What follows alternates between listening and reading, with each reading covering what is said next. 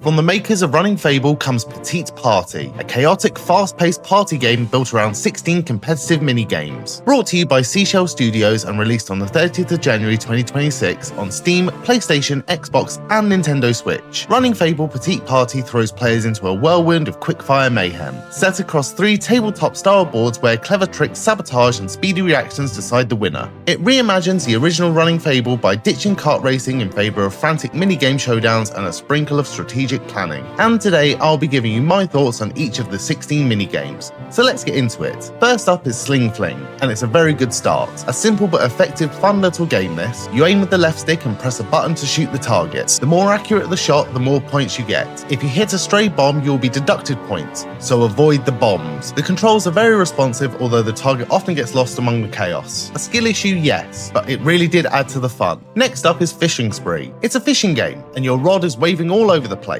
Not like that, grow up. Aim for the moving fish and once again avoid the bombs. There's no option to release the bombs, which is frustrating, but that is the game. You do have the ability to steal fish from your opponent's lines, which is fantastic until it happens to you. The next game is one that I hold very close to me. It's Football Frenzy. I love football, although I have heard that I don't know ball. Do not expect anything like FIFA or FC, as this minigame has a very limited control system. It's move with the left stick and then slide, tackle and shoot at the same button. There are 4 goals and you're aiming for the goal that matches the colour of the ball in play. The ball's colour does change, so you have to be really focused for this one. The scoring system wasn't entirely clear, as some goals would get more points than others, and then scoring into the wrong goal would deduct points. I'd like a bit more of an explanation for the rules before playing this one again. Oh, and there's no dribbling.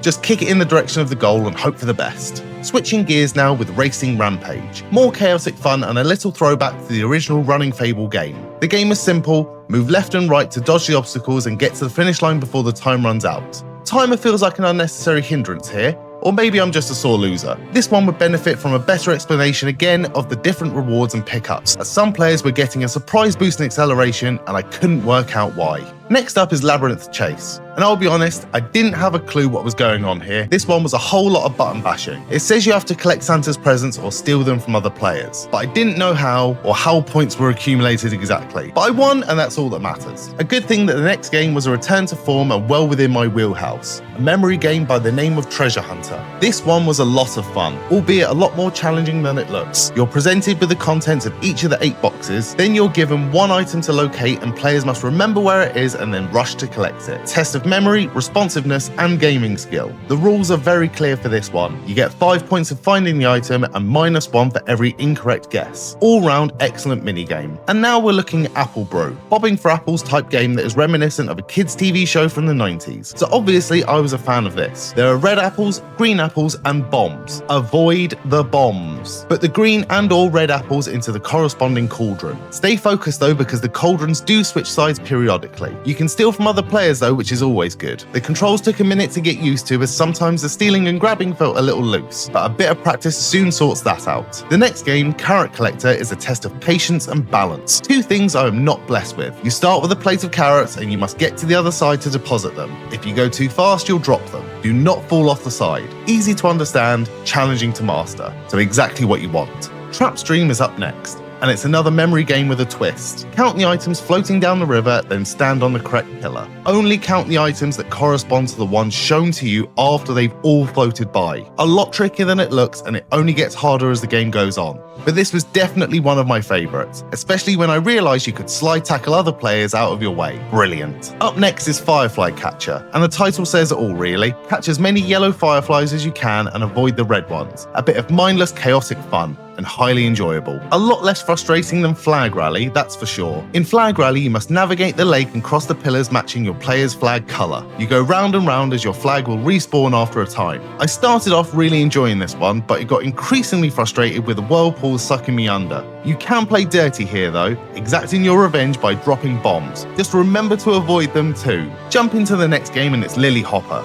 A simple premise for this one: stay out of the water. Jump across the lily pads, but watch out because they will disappear. The green ones you can stay on for a little longer, but the brown ones will sink as soon as you touch it. There's also some rogue bats for you to stay away from, although knock you into the water. I found this one very difficult to get the hang of. The jump mechanic requires an extra amount of concentration, but once you get the hang of it, you can fly around. Unless Once the bats hit you, of course, then it's game over. Another new mechanic for our next game, which is Grub Galore, and it's the only minigame in Petite Party that requires more than one button. Eat the carrots by following the correct button pattern. Similar to a Guitar Hero or Dance Dance Revolution, but a lot more rudimentary. A good game of skill, but you might need to rest your fingers after this one because it can get quite intense. Tempo Trouble was certainly my least favourite game in Petite Party. Here you are given a target with musical notes flying towards the middle. Only hit the green ones, and remember to point in the right direction. Let's just say this one wasn't within my skill set. The timing I found impossibly hard. Maybe with a bit of practice I could improve, but I wasn't prepared to try. Are you afraid of spiders? Well, you might not be a fan of bouncy webs. Here you'll need to bounce around to collect the eggs, avoid the bombs, and watch out for the Spider Queen. I'm not a fan of spiders myself, but I must say this game had all the energy and excitement missing from the previous minigame. It's a fun game requiring precision, timing, and strategy to get through without falling off completely. Very good. And lastly, it's Hotspot. It's cold and you're looking to stay in the warmth. Stay on the hotspot and follow where it moves. Avoid the snowballs, but you'll lose points for straying too far from the heat. A difficult game this, which was saved by the fact you can once again slide tackle your opponents to create the perfect blend of urgency and carnage. Overall, this game has potential to be a lot of fun if played in a group. Likely better suited to families and younger groups, Petite Party is best positioned as a fun educational tool and introduction into gaming. This game is couch co-op only, which is a shame as an online multiplayer function seems glaringly missing in 2026. PlayStation and Steam users can circumnavigate this limitation via their respective SharePlay features, but Xbox and Switch users will be limited to couch co-op. The options menu is simple: volume controls, SFX, language, and difficulty. I'm a big fan of the art style of this game, but with some of the levels being so vibrant and loud, I would have hoped for a few more accessibility options with the colour settings to make this game more accessible to more players. The music for each level seemed to fit the vibe perfectly, with the unpredictable and satisfying chaotic gameplay making Petite Party a delightful experience from start to finish. If you're having people round for a party, I would highly suggest giving this one a go.